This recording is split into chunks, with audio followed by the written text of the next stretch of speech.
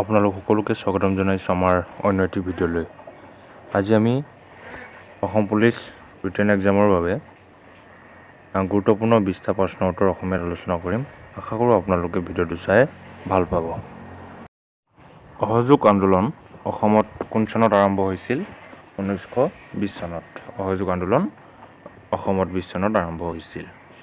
গুৱাহাটী উচ্চ ন্যায়ালয় কোন চনত স্থাপিত হৈছিল? 1948 চনত।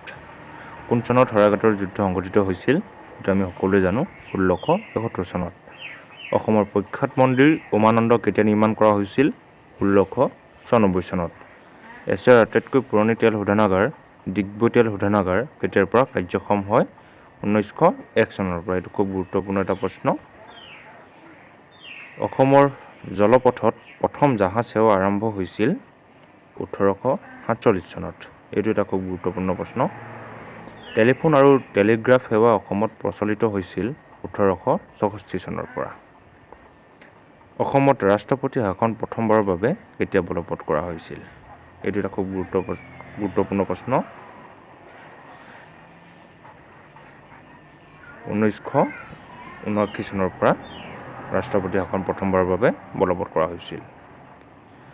অসম সাহিত্য সভাৰ প্ৰথম অধিৱেশন কেতিয়া অনুষ্ঠিত হৈছিল? 1917 চনত।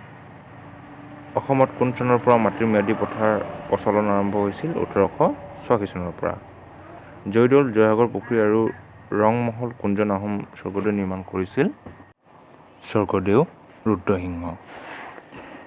অসমত 600 বছৰৰো অধিক কাল ৰাজত্ব কৰা আহোমসকলৰ ৰাজধানী চহৰখনৰ নাম কি আছিল? শিৱসাগৰ। আহোমসকলৰ শেষ কীৰ্তিস্তম্ভটো গুৱাহাটীৰ ক'ত অৱস্থিত? বশিষ্ঠাশ্ৰমত।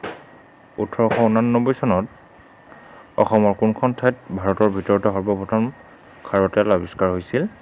এইটো আমি সকলোৱে জানো, ডিগবৈত। অসমৰ কোনজন স্বৰ্গদেউক ল'ৰা ৰজা বুলিও জনা যায়?